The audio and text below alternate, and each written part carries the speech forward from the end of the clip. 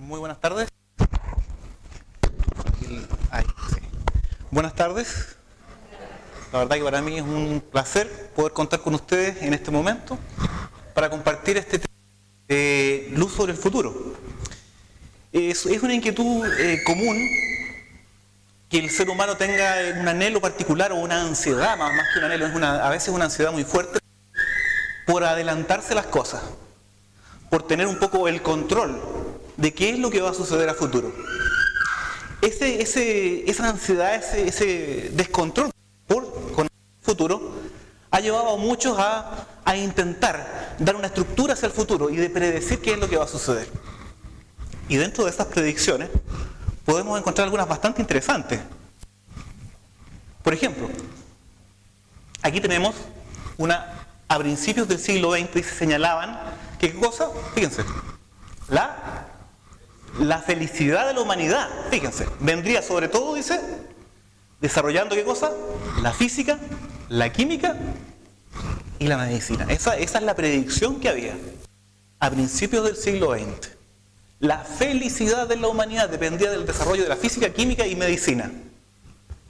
Finalmente Charles Rochet lo dijo enfáticamente: no cesaré de repetir con toda la energía de una convicción profunda desarrollada en la reflexión que el porvenir y el bienestar de la humanidad, ¿qué cosa?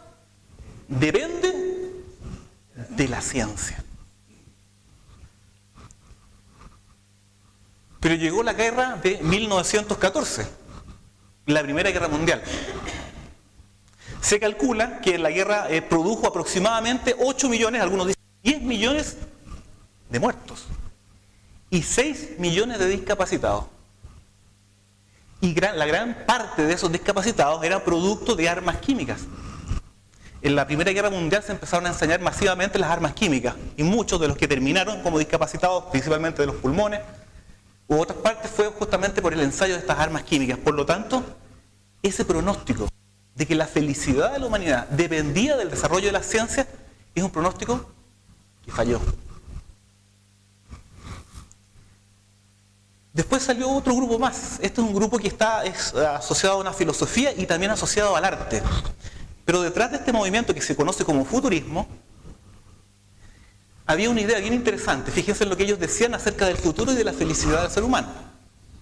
Ellos pronosticaban una purificación que alcanzarán los pueblos de la tierra. ¿A través de qué cosa? De nuevos esquemas económicos que permitirán al hombre resolver sus necesidades primarias para gozar, ¿qué cosa? De la creación artística. Fíjense qué interesante, ellos planteaban que el futuro, la felicidad, el desarrollo del ser humano, la plenitud del ser humano se va a alcanzar con el desarrollo de un sistema económico. Y dice, como la suma de sus anhelos espirituales, justamente ya no estar preocupado de trabajar para comer o trabajar para vestirse, sino que tener tiempo abundante y de sobra para disfrutar del arte, viajar, etc. Todo esto después de superar el momento anárquico que estaban viviendo y lograr un clima de paz mundial. ¿Cuál era el centro? Un nuevo esquema económico. Lo material, el dinero iba a resolver las cosas. Sin embargo, en pleno siglo XXI, esta es la reflexión y la conclusión a la que uno llega, y lo que han llegado los expertos. Las sociedades ricas y presas del consumismo son las que estadísticamente registran mayor caso de ¿qué cosa? De depresión, alcoholismo, crimen, ansiedad, obesidad y suicidios. Ahí vemos otro pronóstico, otra predicción que choca con la realidad. Ya en 1951, algo más cercano, ya algo que ustedes pueden palpar diariamente. ¿Qué cosa? La invención de la computadora. Dice que la invención del computador supondría la liberación, ¿qué cosa? Del hombre, ¿de qué cosa? Fíjense, del trabajo. Y yo veo hartas sonrisas por aquí, Supondría la liberación del trabajo y los deberes domésticos. ¿Para qué? Para dedicar el tiempo al ocio. ¿Usted tiene un computador? ¿Tal vez en su trabajo o en su casa? Yo creo que sí. O sea, usted no trabaja, ¿cierto? hace en su tiempo libre? ¿Qué hace con todo ese tiempo libre que le sobra? Este es otro nuevo pronóstico que falló. Lo único que logró la computadora es que pudiéramos producir más en menos tiempo,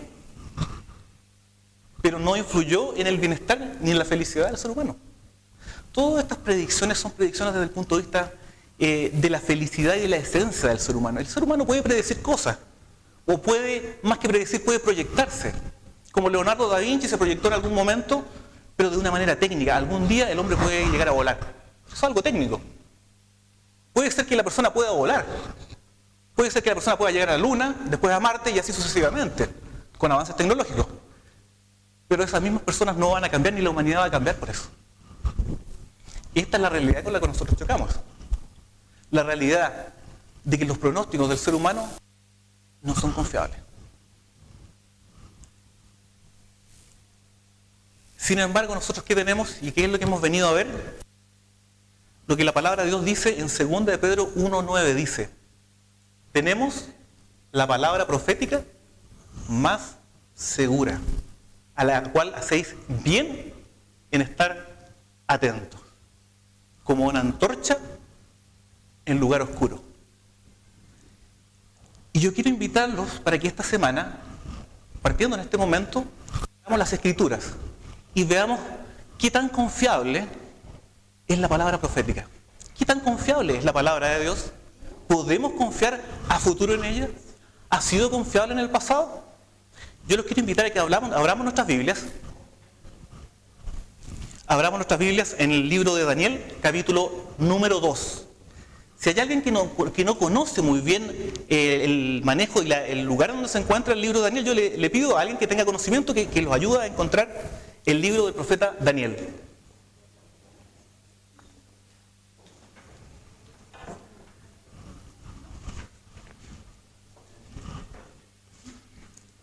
Libro del profeta Daniel.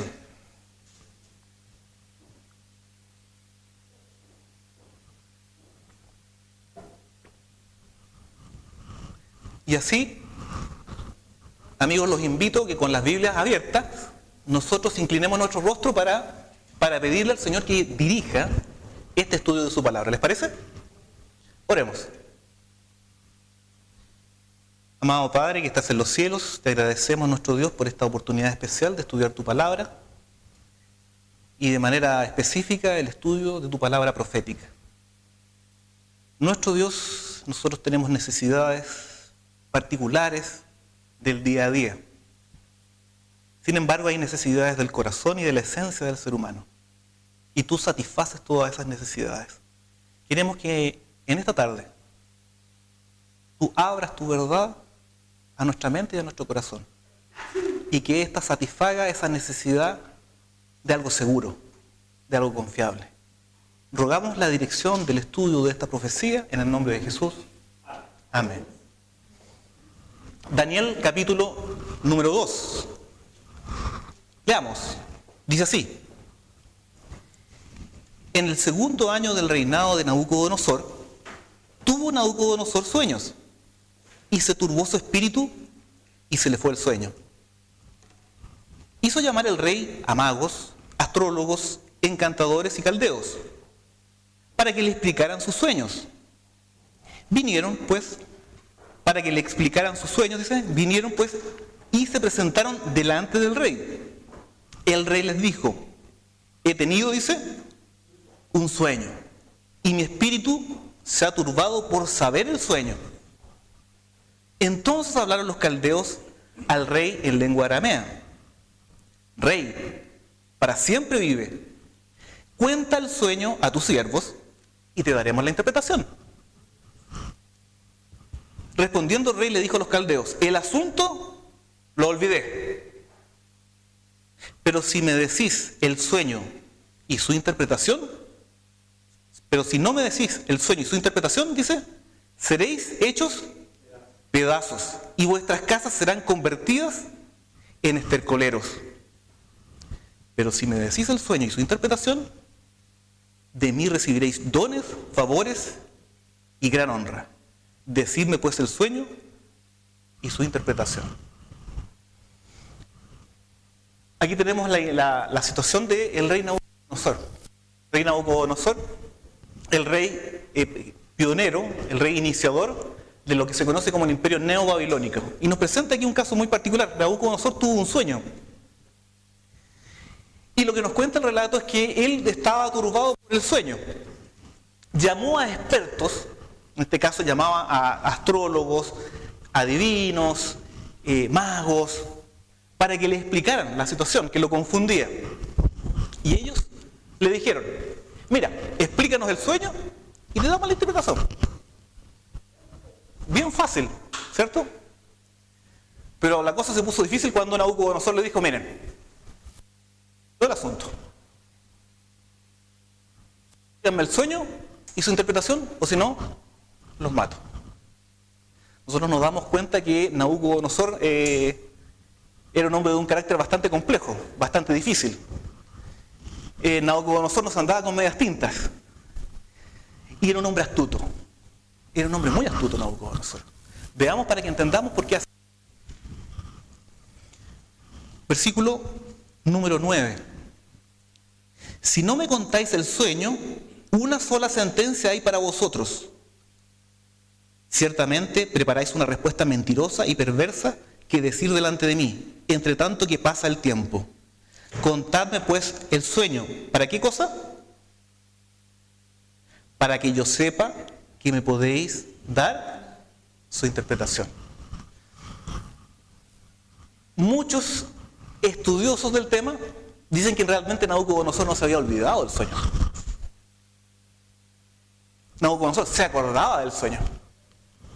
Lo que sucede es que él quería tener la seguridad de que aquel que le estaba dando el significado del sueño no estaba engañándolo. Por eso es que le dice: contadme pues el sueño. ¿Para qué? Para que yo sepa que ustedes me lo pueden interpretar. Si realmente tienen el poder de interpretar, tienen que tener el poder ¿de qué? De decirme cuál fue mi sueño. Y esa era la situación en que puso a lo que en aquel tiempo eran los científicos del momento. ¿Por qué? Porque cuando nosotros leemos aquí magos y astrólogos, no son los magos y astrólogos que nosotros conocemos. Los astrólogos que aparecen aquí en lengua aramea de Daniel, los astrólogos son lo que nosotros hoy día conocemos como astrónomos. O sea, que estudian el universo y estudian las estrellas. No son astrólogos de esos que ven cartas o que ven los signos del zodíaco, no. Esos eran científicos. Y los magos tampoco son esos magos que sacan palomas o conejos de un sombrero. Los magos de aquel tiempo también eran científicos y eran normalmente personas que sabían mucho de química y de física. Y con todos los elementos que conocían de la química y física, que servía para muchas cosas, también la gente se maravillaba con lo que podían hacer. Y por eso le decían magos. Entonces ellos eran científicos. De esta naturaleza, de este carácter, eran los magos que visitaron a Jesús cuando era un bebé. ¿Se acuerdan de los magos del Oriente, lo que dicen los Reyes Magos? Bueno, ellos eran originarios de Babilonia, de ese sector del Oriente. Y esos magos eran magos que eran estudiosos, eran sabios, por eso también se le dice los sabios del Oriente. Y ellos quedaron en aprietos. Y el versículo número 10 nos dice: los caldeos respondieron delante del rey y dijeron: no hay hombre sobre la tierra que pueda declarar el asunto al rey. Además, ningún rey, príncipe ni señor preguntó cosa semejante a ningún mago, ni astrólogo, ni caldeo. Porque el asunto que el rey demanda, dice, es difícil, y no hay quien se lo pueda declarar al rey, salvo, dice, los dioses cuya morada no está entre los hombres. Por esto el rey, dice, con ira y con un gran enojo, mandó que mataran, ¿qué cosa? A todos los sabios de Babilonia. Nabucodonosor, todo lo que sea Nabucodonosor era grande. Todo lo que sea Nabucodonosor era exagerado. Y no se contentaba con matar a los que estaban presentes, sino que dictó una ley y dijo: hay que matar a todos. No sirven para nada. Entonces en el versículo número 14 nos dice: entonces Daniel habló sabia y prudentemente a Arioc, capitán de la guardia del rey, que había salido para matar a los sabios de Babilonia. Y habló y dijo a Arioc, capitán del rey: ¿cuál es la causa de que este edicto se publique de parte del rey tan apresuradamente? Entonces Arioc hizo saber a Daniel lo que había. Y Daniel entró y pidió al rey que le concediera tiempo, que él daría al rey la interpretación. Y aquí es donde entramos nosotros a lo que es la columna vertebral, como decía Morín, de las profecías. Mucha gente quiere entender Apocalipsis. Mucha gente lee Apocalipsis y después de su estudio sale frustrado. Y esa frustración es producto de la ignorancia acerca de esta profecía y de las que vienen del libro de Daniel. Para que tú puedas entender las profecías de Apocalipsis, necesariamente tú tienes que pasar por Daniel. Es como que para entender lo que tú vas a estudiar en educación media, necesitas estudiar educación básica. Sumar y restar para poder aprender a dividir y multiplicar. Y eso es lo que vamos a hacer ahora. Vamos a empezar a aprender a sumar en lo que se refiere a la profecía.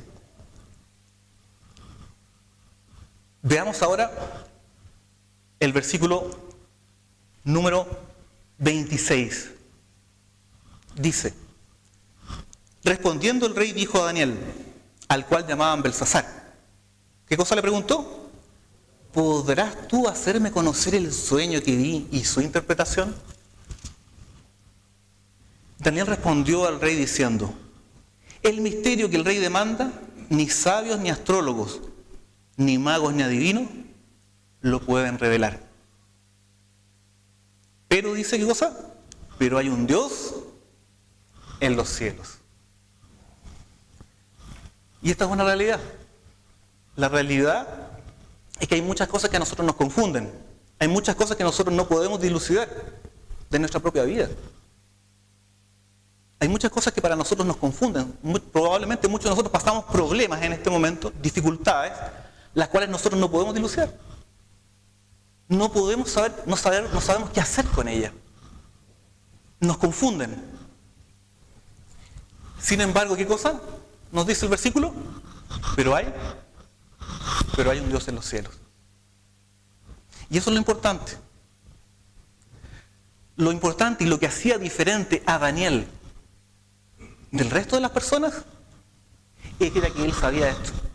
Que independiente de las situaciones que él estuviera viviendo, porque él en ese momento era cautivo, independiente de que la situación que estaba viviendo fuera difícil, independiente de eso, ¿qué cosa?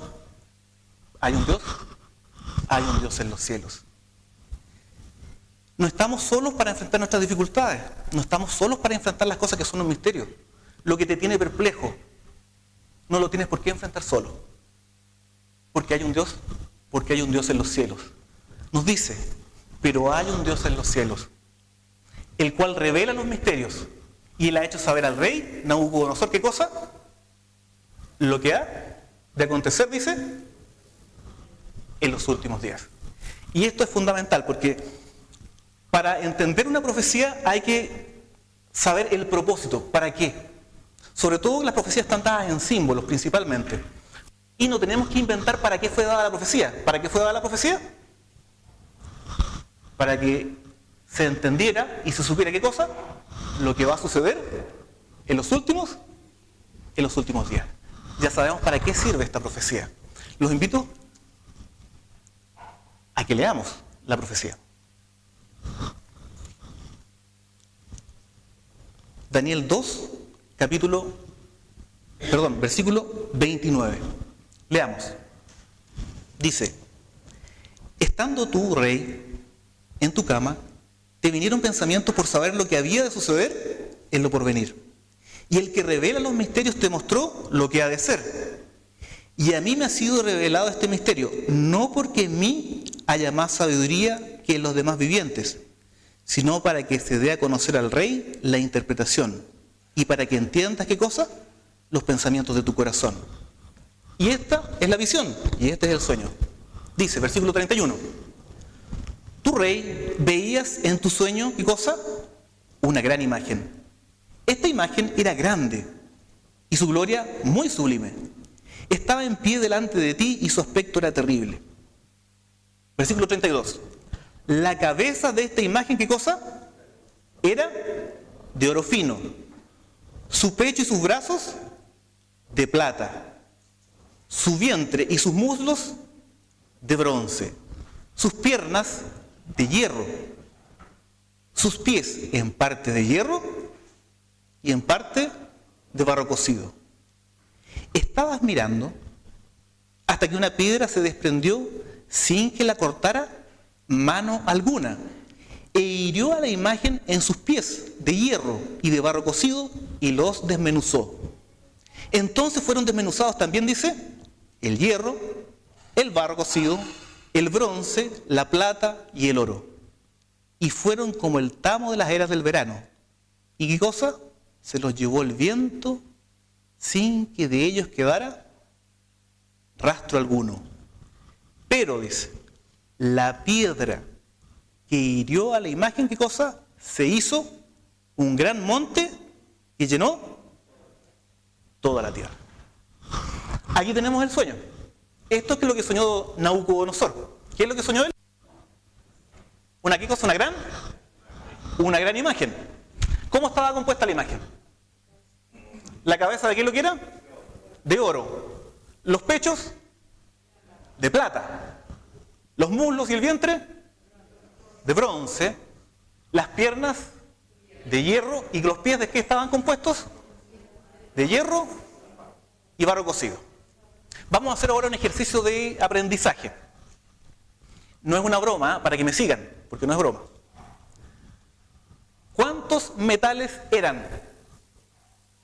¿Cuántos son los metales de la imagen? 4. Levanten su mano y hagan así. 4. 4 metales. Perfecto. La otra pregunta es,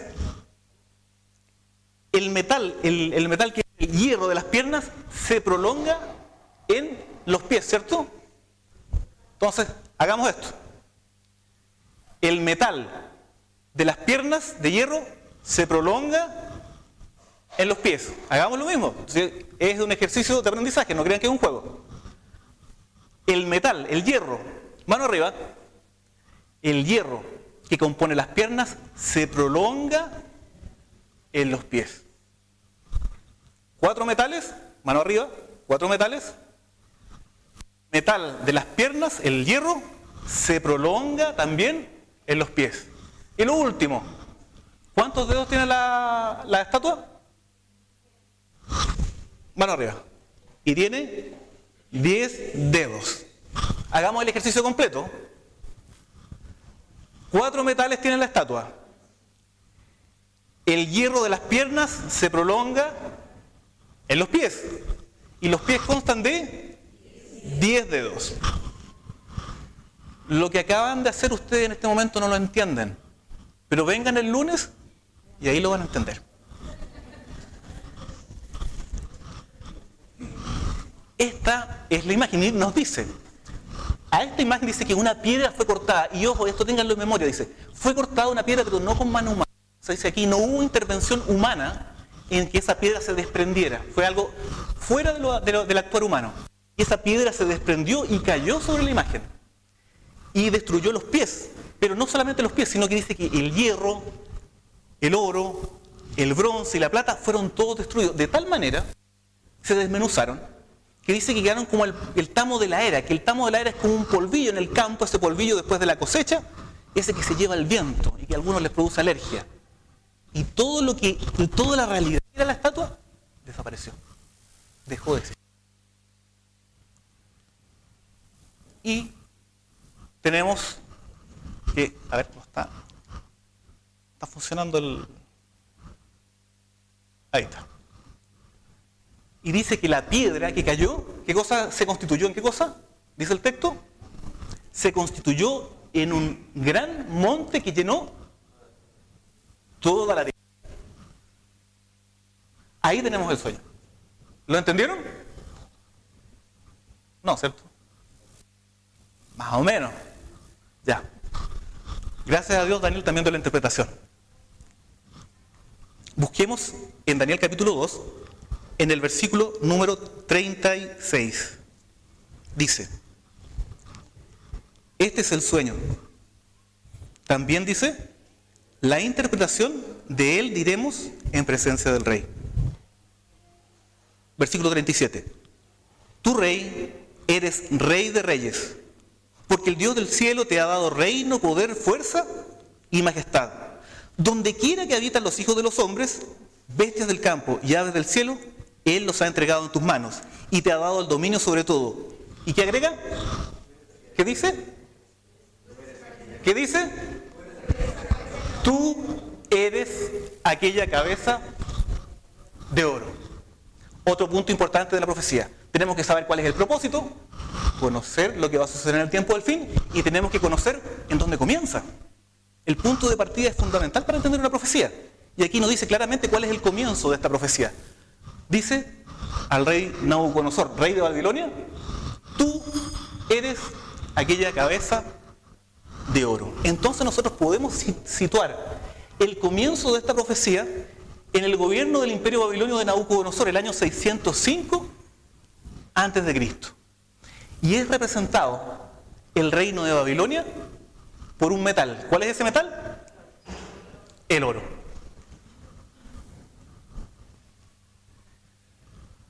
El oro representa muy bien a Babilonia por varias cosas, porque Babilonia era una ciudad que le dio el nombre a un imperio. Era tan espléndida esa ciudad, tan espléndida que era de todas las ciudades del Asia, era la segunda más espléndida. Nabucodonosor, con todo lo que le hizo, logró conquistar el primer lugar como la ciudad más espléndida y más grande, la más poderosa. Antes de eso, en el oriente, Nínive, la que ganaba. Normalmente el espacio que ocupaba Babilonia a la altura de Nabucodonosor era más o menos de unas 800 hectáreas. Y esa ciudad, en ese tiempo, era habitada por 500.000 aproximadamente de personas. Es notable para la época, 500.000 de personas que vivían en Babilonia, esta ciudad. Dice que los muros de Babilonia eran muros dobles, 2 caminos que eran del ancho de una carretera cada uno, el ancho, y por el cual circulaban carros con soldados que eran los guardias que cuidaban la ciudad. A eso se agrega que estos muros tenían una altura de 7 metros de alto. Se decía de Babilonia que era una ciudad inexpugnable. Y alrededor había un foso de agua profundo que era alimentado por un río que se cruzaba con el río Éufrates en aquel lugar, que es el río Tigris. Entonces el río Tigris, además de las murallas, había un foso profundo y grande que constantemente estaba haciendo de protección. Y por debajo de la ciudad de Babilonia pasaba justamente y por medio el río Éufrates. Entonces, además de ser inexpugnable por fuera, no poder ser alcanzado por soldados, Babilonia tenía la cualidad de que era autónoma, se autosustentaba. Por ejemplo, algo muy común en la época era que las ciudades fueran sitiadas.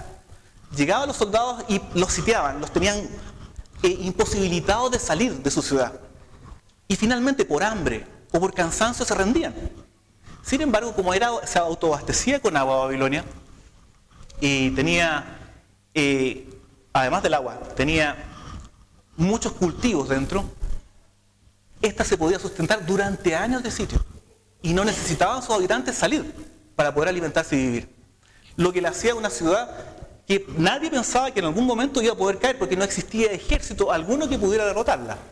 Y una de las maravillas que también lo hace como algo esplendoroso como el oro, es que en ella estaban contenidos una de las 7 maravillas de la antigüedad, que son los jardines colgantes, la cual construyó Nabucodonosor por amor, en realidad. Esto, digamos, que es la parte romántica de Nabucodonosor. No tenía solamente un lado malo Nabucodonosor, tenía un lado romántico. Amitis era la esposa de Nabucodonosor. Amitis era del sector de Media, y de un sector en que había muchos árboles, muchas plantas. Y cuando se casó con Nabucodonosor, fue a Babilonia y empezó a extrañar eso.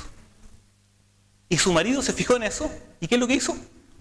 Como era Nabucodonosor, todo lo hacía en grande, construyó unos jardines inmensos.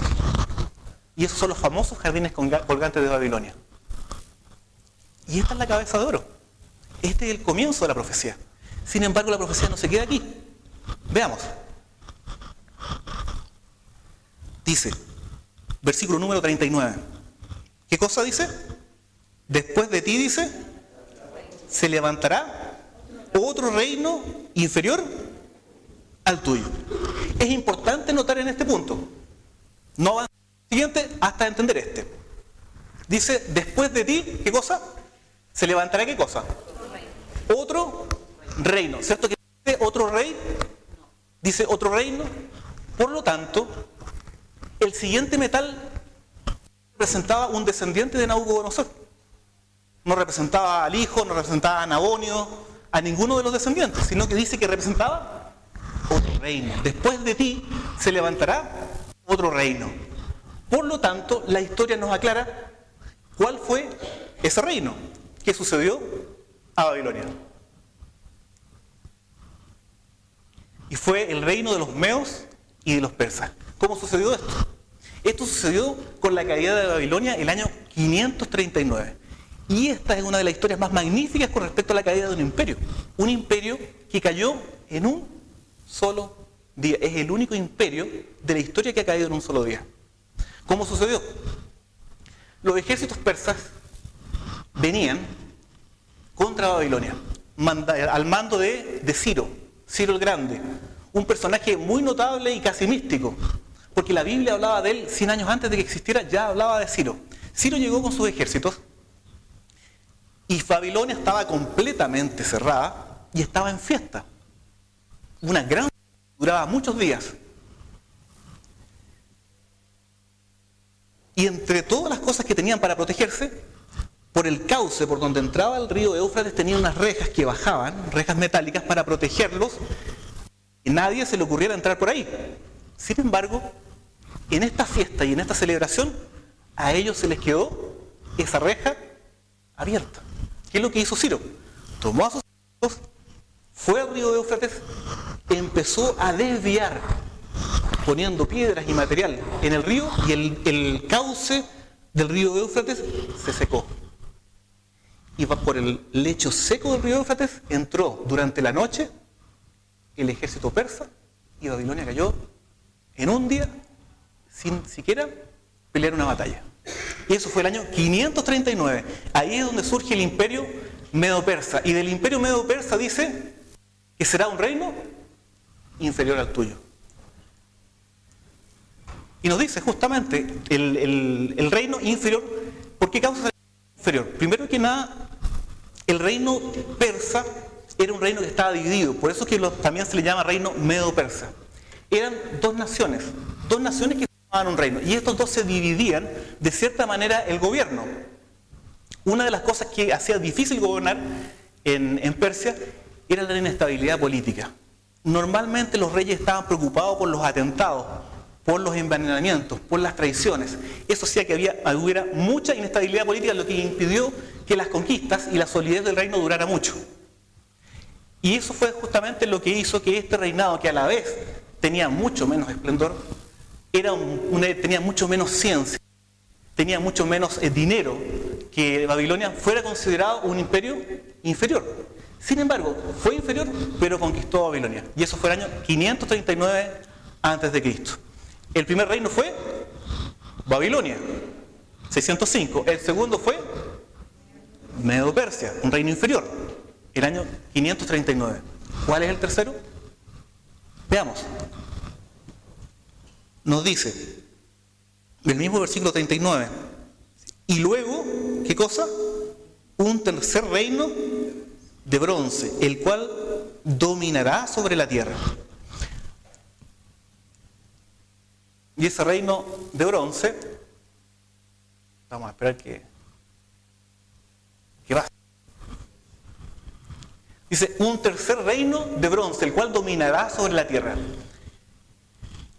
Los medos persas en algún momento se sintieron cómodos, y cuando estaba reinando uno de los reyes más fastuosos y adinerados, el rey Asuero, que también es conocido como Jerjes, a él se le ocurrió la gran idea de combatir contra los griegos, ir contra los griegos. Es lo que se conoce como guerras médicas, porque fue emprendida por los medos y por los persas, las guerras médicas. Y estas guerras médicas terminaron en un fracaso. Porque por otro lado, en Macedonia y en Grecia, se estaba preparando un imperio, el próximo imperio. Filipo había unido todas las tribus macedonias y había conquistado Grecia. Y estaba preparando un ataque a Persia. Él murió, pero ese ataque a Persia lo tomó su hijo Alejandro Magno, y justamente Alejandro Magno cumplió el deseo del padre, conquistó a los persas. Y ahí aparece este tercer reino de bronce, el año 331 a.C. En la batalla de Gaugámelas se enfrenta ejército persa a las órdenes de su rey Darío III, ejército greco-macedonio de Alejandro Magno. Y esta batalla de Gaugámelas, por eso que es el año 331, muestra el fin del imperio medo-persa. Dice que este imperio de bronce, ¿cuál es la palabra que utiliza? Dominará. El dominio de este imperio iba a ser notable por su extensión. Alejandro Magno conquistó desde Europa, ojo, desde Europa, Asia Menor, Mesopotamia, Persia, Egipto, Asia Central, hasta las orillas de la India. Aquí tenemos un mapa más o menos aproximado mostrándonos el sector de Grecia. Grecia es ya Europa y Macedonia. Ahí está el sector de Asia Menor, que es lo que vendría siendo Turquía. El norte de África, que vendría siendo Egipto. Todo lo que es Babilonia, Medo-Persia, Bactria y finalmente llegando a las orillas de la India, hasta un punto en que sus soldados le dijeron: ¿sabes qué? No queremos pelear más. Alejandro hubiera seguido conquistando más. Pero hubo un general que de uno de esos generales se acercó a él y le dijo: ¿sabes qué? Seguimos adelante, se nos va a amotinar el pueblo. Aceptó a Alejandro y se devolvió. Volvió, llegó a Babilonia, y en esa capital de Babilonia celebraron esta victoria, y en esa celebración Alejandro Magno murió. La forma o la razón por la cual murió se discute, si fue envenenamiento o fue malaria. Alejandro Magno murió. Y de esa manera se acaba el tercer reino como una unidad. Después de ese reino lo heredan 4 generales suyos, y entonces empieza a perder el reino de Grecia. Pero este metal no es el último metal. Hay un siguiente metal. ¿Cuál es ese metal? El hierro. Veamos lo que dice acerca del hierro. Versículo número 40. Y el cuarto reino dice: será fuerte como el hierro. Y como el hierro desmenuza y rompe todas las cosas, así él lo desmenuzará y lo quebrantará todo. Estamos en el año 131. El imperio griego se desarrolla. Murió Alejandro Magno, otros generales se dividen el imperio, pero después nos dice que se acaba el reino de los griegos, se acaba el reino greco-macedónico.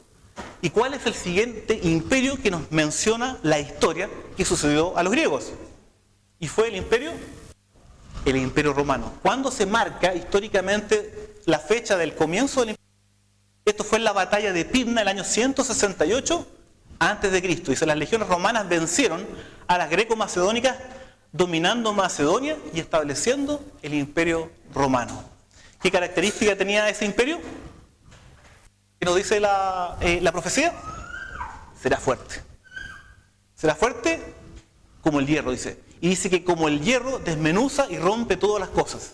Desmenuzará y quebrantará todo. Y una de las características notables, y por eso lo impresionante de la profecía, es que no era la cultura, no era el ni la belleza, ni siquiera la ciencia de Roma la que nosotros recordamos. Lo que nosotros recordamos de Roma es el poder, la fuerza. Nada se le podía resistir.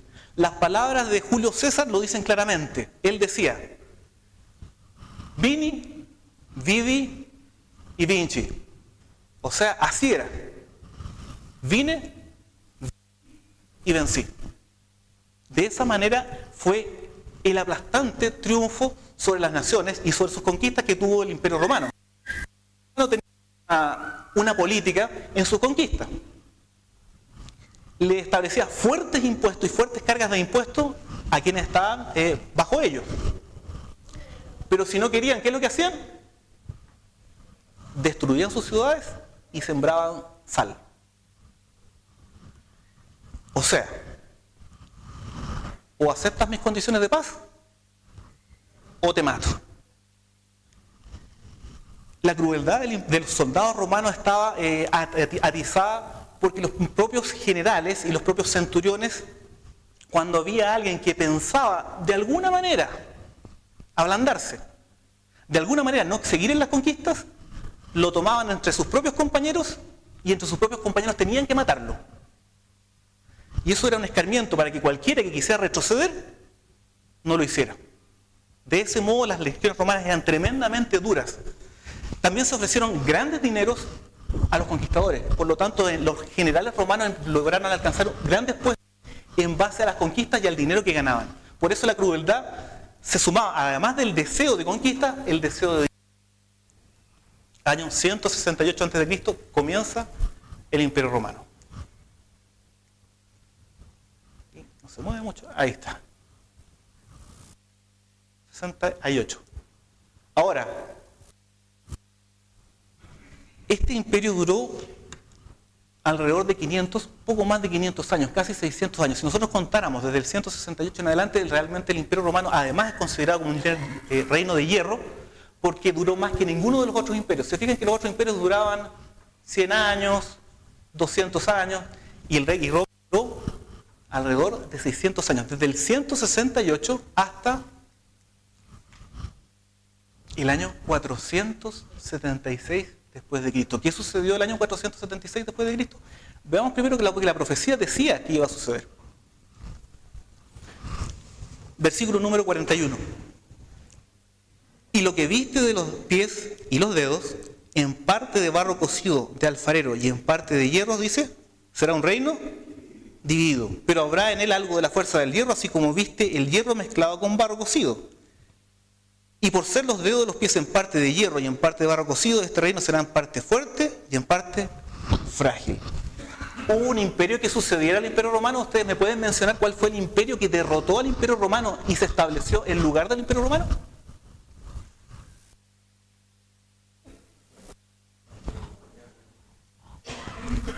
Roma no fue conquistada por otro imperio. Todos los otros imperios fueron cayendo en base a que otro los conquistaba. Lo que nos dice la profecía y anticipaba con siglos era ¿qué cosa? Lo que viste de los pies y de los dedos, en parte de barro cocido y de alfarero y en parte de hierro, será, dice, un reino, dice el texto, un reino dividido. ¿Cómo sucedió esto? Cuando el imperio, por ahí por el tercer siglo ya después de Cristo, estamos acercándonos a nuestra fecha, empezó una decadencia interna en general. El imperio se comenzó a dividir en esos momentos, ya el tercer siglo después de Cristo, ya el imperio estaba dividirse entre Oriente y Occidente. Había perdido mucho de la fuerza y los emperadores habían perdido mucho de esa autoridad. Durante ese periodo se mantuvo el imperio más o menos organizado, un poco por la fama, es como cuando alguien vive de la fama. Pero sucedió que en algún momento, por el norte de Europa, por el sector de Hungría, entró una tribu bárbara que venía del Asia. Esa tribu eran los hunos. Los hunos nosotros los conocemos por su líder. No le podemos decir general porque eran bárbaros. Se llamaba Atila. Bueno, Atila el Huno entró por el norte de Europa buscando tierras porque venía huyendo de los mongoles, porque los mongoles los habían echado y no tenían tierras. Y ellos no eran personas de cultivar tierra. Así que ellos iban de lugar en lugar saqueando. Y cuando entraron por el norte de Europa, llegaron al norte en donde estaban ciertas tribus germanas que se llamaban los godos. Estaban los visigodos y los ostrogodos y otras tribus más. Y empezaron a saquearlos a ellos.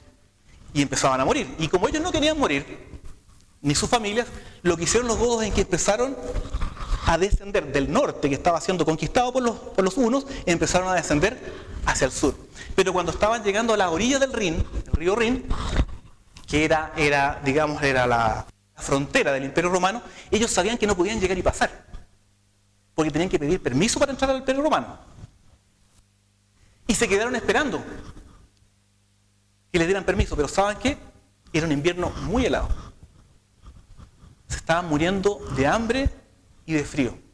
Y en esa desesperación se levantaron sin permiso, cruzaron el río Rin y lo cruzaron a pie, porque el río Rin en esa fecha se congela, entonces se puede cruzar a pie. Y lo cruzaron a pie. Y cuando llegaron al otro lado y se empezaron a establecer, se dieron cuenta que no tenían ninguna oposición. Nadie les había dicho nada. Y se fueron acercando y se dieron cuenta, poco a poco, que incluso hasta el emperador, cuando supo que estaba cercano a él, los empezó a tratar con mucha cortesía, con muy buen trato. Y los líderes godos, germanos, dijeron, ellos quieren algo, ellos tienen un problema, porque no nos tratan bien porque sí. ¿Qué es lo que pasaba? El imperio romano estaba debilitado, le faltaban ejércitos, le faltaba fuerza y veían en estas tribus bárbaras un peligro para la estabilidad de su imperio. Y así fue. Las tribus se dieron cuenta de esto y esas tribus comenzaron a atacar. Atacaron los érulos, Roma. Atacaron los visigodos, Roma, 476 después de Cristo. El último ataque y golpe de gracia del imperio romano, que es el ataque de los vándalos. Los vándalos, también una tribu germana, había ido al norte, había pasado cerca de Italia, se había ido por España, cruzó a África y desde el norte de África atacó en barcos y estuvo un mes completo saqueando Roma. Y en ese momento lo que nosotros conocemos como el Imperio Romano de Occidente se acabó. Rómulo Augusto, lo que era el último emperador, que en ese momento era un niño, fue depuesto. Y ahí se acabó lo que nosotros conocemos como el Imperio Romano. Por eso es que la profecía dice que los dedos de los pies, en parte de hierro y en parte de barro cocido, serán no un nuevo imperio, sino un reino dividido. ¿Cuál es esa división? La división está justamente ahí mencionada. Este pedazo que era el Imperio Romano, porque a esa altura el Imperio Romano estaba prácticamente constituido por Europa, fue dividido por estas tribus bárbaras. Y estas tribus bárbaras finalmente dieron lugar a lo que nosotros conocemos como Europa. Tal vez algunos nombres los vamos a reconocer, pero otros no son conocidos para nosotros. Estaban los anglosajones, los francos, los alamanes, los ostrogodos, los burgundios, los visigodos, los suevos, los érulos y los lombardos. Esas tribus fueron las que se distribuyeron y dividieron el Imperio Romano. De todas las tribus que habían 10 que eran las 10 más poderosas. Y habían 3 que eran las más fuertes, que fueron los visigodos, los ostrogodos y los francos. Esa es la división de lo que nosotros conocemos como el Imperio Romano. Leamos lo que el texto nos dice. Lo que viste de los pies, versículo 41, y de los dedos, en parte de barro cocido de alfarero y en parte de hierro, será un reino dividido. Pero habrá en él algo de la fuerza del hierro, así como viste el hierro mezclado con el barro cocido. Por ser los dedos de los pies en parte de hierro y en parte de barro cocido, dice, el reino será en parte fuerte y en parte frágil.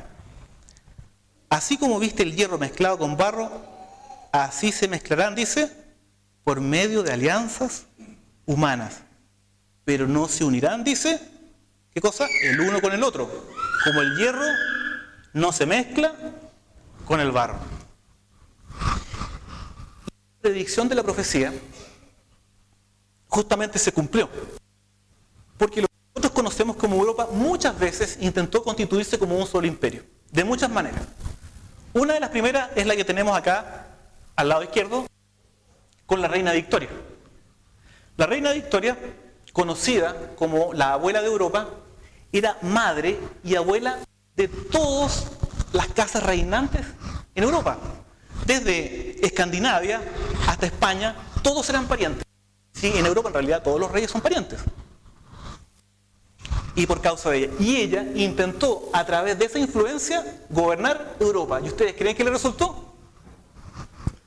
No siempre resultan las cosas con la familia. A veces no son buenos los negocios con la familia, a ella no resultaron. Y ese fue aunque fue un intento. El otro intento que conocemos bastante cercano fue el de Napoleón. Las guerras napoleónicas. Los intentos de Napoleón estuvieron bien cerca. Logró unir ciertas naciones, pero nunca tuvieron la fuerza de un verdadero imperio, ni llegaron a sustituir el Imperio Romano. Y finalmente tuvo su Waterloo y su fracaso grande, como fue el intentar conquistar Rusia. Posteriormente, ya mucho más cercano a nosotros, lo podemos ver incluso con fotos, está lo que sucedió en el siglo XX, año 1939, cuando Adolf Hitler intentó constituir lo que se conoce como el Tercer Reich. Y esta intención del Tercer Reich era conquistar Europa completa. Estuvieron muy cerca. Estuvieron a las puertas de Moscú los ejércitos nazis. Sin embargo, ¿qué nos sucedió? No resultó. El invierno ruso, la falta de pertrechos, todo eso empezó a afectar y finalmente desapareció la Alemania nazi, que parecía una sombra oscura que iba a tomar toda Europa. Y nos damos cuenta que todo intento por constituir una unidad de esa Europa solamente se puede lograr a través de alianzas, porque nunca va a llegar a ser un solo imperio. Y ahora tenemos una alianza. ¿Cómo se llama esa alianza? La Unión Europea. Dice, se mezclarán a través de alianza. Pero nunca más van a ser uno. Se mezclarán con alianzas humanas. Como viste, en los pies mezclados de hierro y barro cocido se mezclarán con alianzas humanas, pero nunca más llegarán a ser un imperio. ¿Y qué nos dice? Versículo 44. Y en los días de estos reyes, el Dios del cielo levantará un reino que no será jamás destruido, ni será el reino dejado a otro pueblo. Desmenuzará y consumirá a todos estos reinos, pero Él permanecerá para siempre. Aquí estamos, amigos, estamos viendo una profecía para nosotros. Todo lo que vimos anteriormente era una profecía para Daniel y para Nabucodonosor. Para nosotros, ¿qué es lo que es? Es historia. Pero lo que dice este versículo, para nosotros, es futuro. Y en los días en que estén gobernando, estos reyes, dice, ¿qué cosa? El Dios del cielo levantará un reino que no será jamás destruido, ni será el reino dejado a otro pueblo. Dice, ¿qué más? Desmenuzará y consumirá a todos estos reinos. Pero ¿qué además agrega? Él permanecerá para siempre. ¿Quién es esa piedra? ¿Qué es lo que nos dice Efesios 2:20? Porque vemos que una piedra es la que golpea y esa piedra transforma, destruyendo toda la imagen, que es la historia de la humanidad. Efesios 2:20 dice, edificados sobre el fundamento de los apóstoles y profetas, siendo, dice, la principal piedra del ángulo, Jesucristo mismo. La segunda venida de Cristo. ¿Has escuchado hablar de la segunda venida de Cristo? Yo la primera vez que escuché hablar de la venida de Cristo, lo vi escrito en una muralla. ¿Y sabes lo que yo pensé cuando lo vi escrito? Yo dije, esto están locos. ¿Cómo que Cristo va a venir por segunda vez si ya Cristo vino? ¿Va a venir por segunda vez? ¿De dónde sacaron eso? Después yo lo aprendí acá. De aquí lo sacaron. Esa piedra es Cristo, que viene a cambiar el fracaso del hombre para transformarlo. Busquemos 2 de Pedro 3 al 10. Veamos qué es lo que explica eso con respecto a la profecía de esa piedra que lo destruye y lo desmenuza todo. Y tras ello se establece un reino que permanecerá para siempre. 2 de Pedro 3:10.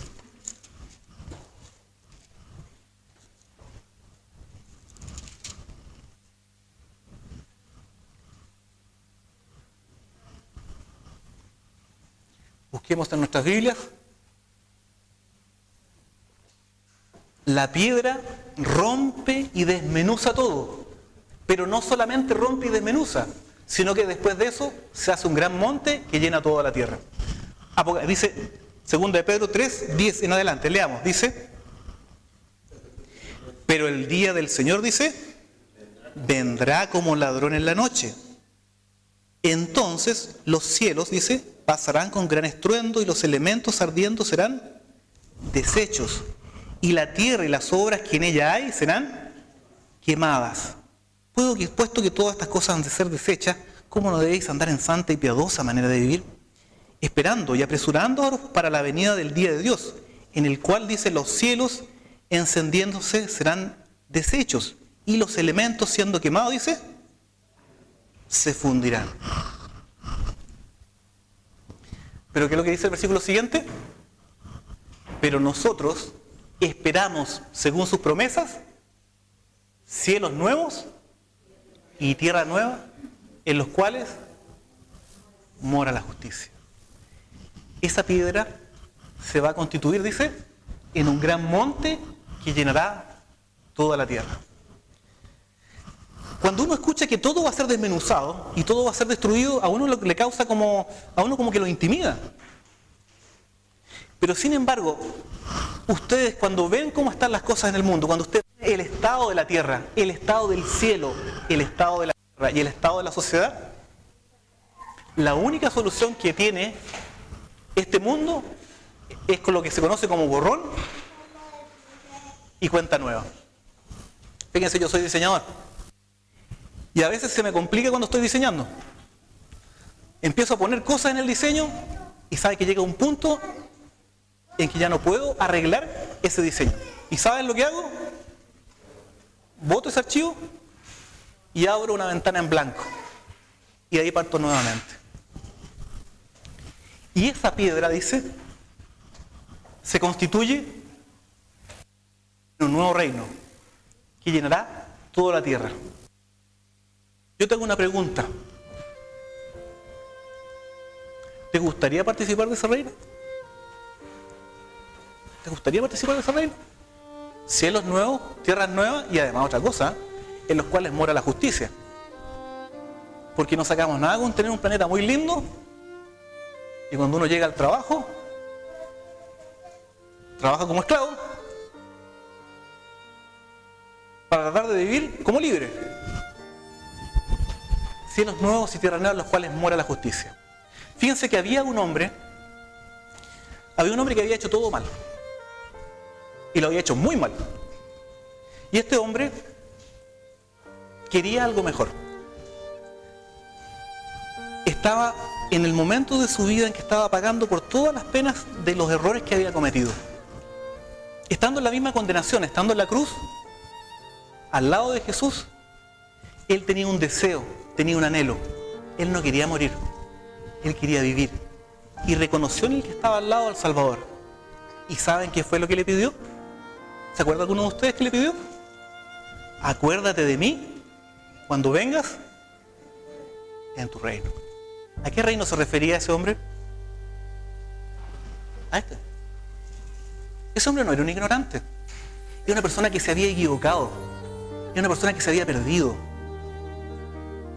Pero no era un ignorante.